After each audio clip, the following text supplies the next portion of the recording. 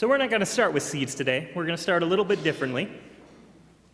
We're going to start with the first words that we hear these Greeks say.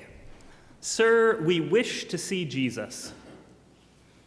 See, these words have been adorned on pulpits the world over. Sometimes they're adorned with a plaque that have the words inscribed in them. Sometimes they're carved directly into the pulpit. And sometimes, when you're not as crafty and don't have as much time, they're placed on a Post-it note and set right there.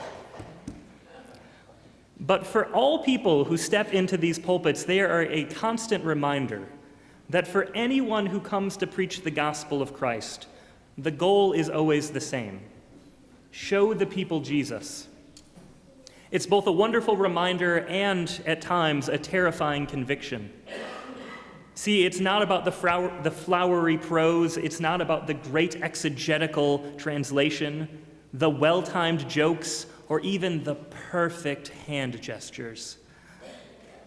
In the end, it's about bringing out the Jesus that we read in these pages and showing the world how he moves, how he breathes, and how he loves.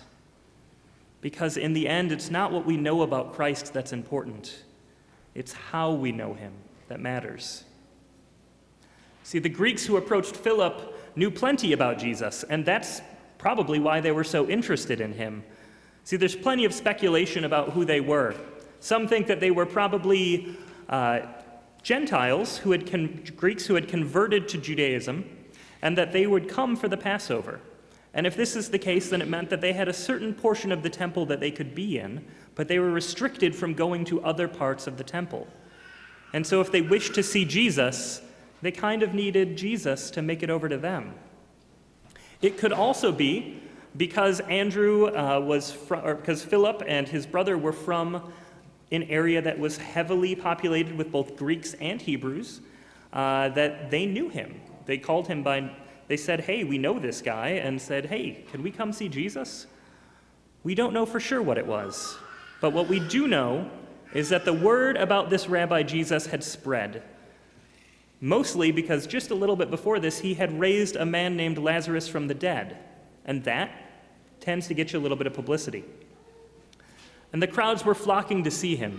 They even met him as he was entering into the city, and they were crying, Hosanna, and throwing palm branches and cloaks out in front of him as he was coming in on a donkey. But the Greeks weren't the only ones who wanted to see Jesus. See, at the end of the last chapter, it's made clear. After Jesus had stirred up such public interest raising a man from the dead, the gig was up. The Pharisees had standing orders to arrest Jesus on sight. See, they wanted to see him as well, but they wanted to see him done with and gone.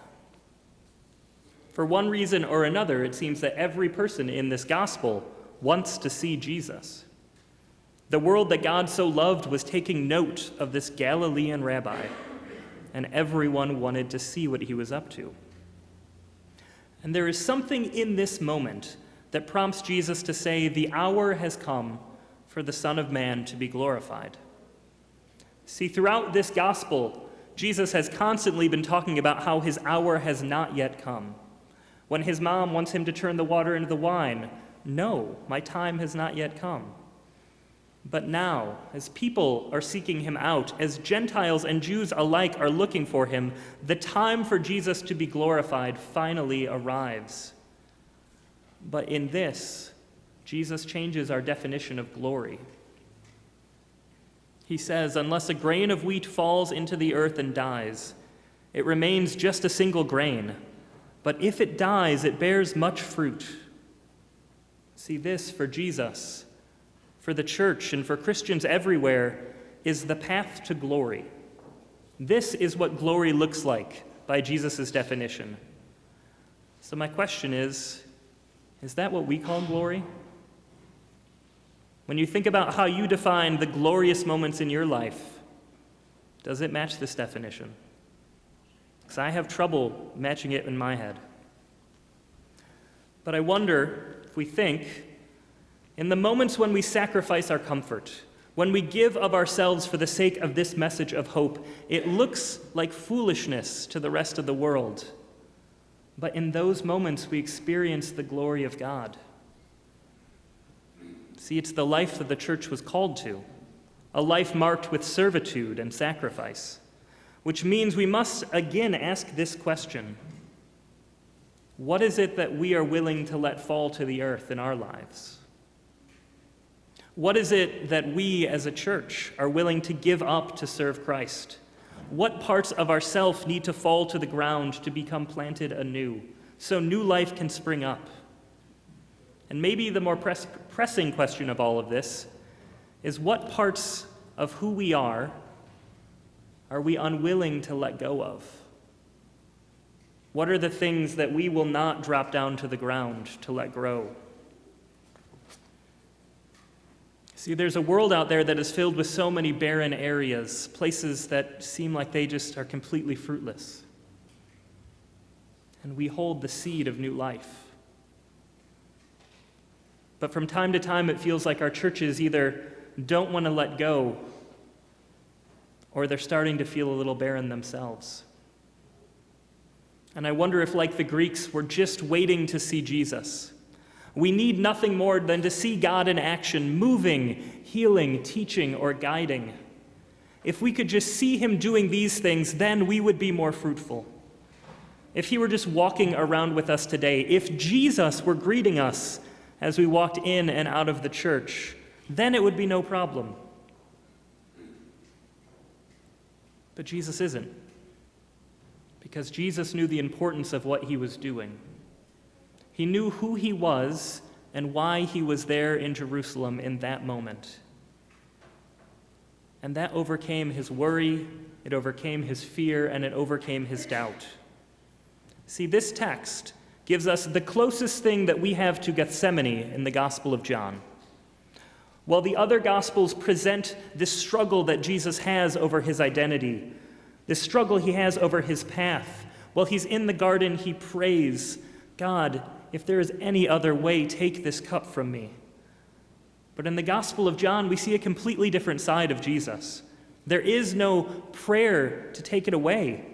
We see the one who is so committed to the end goal, who wants so fully to glorify the Father and draw the world into freedom, that he shrugs off the weight of this mission in an instant. What should I say? Take this cup away from me? No. I know why I have come. There are no tears.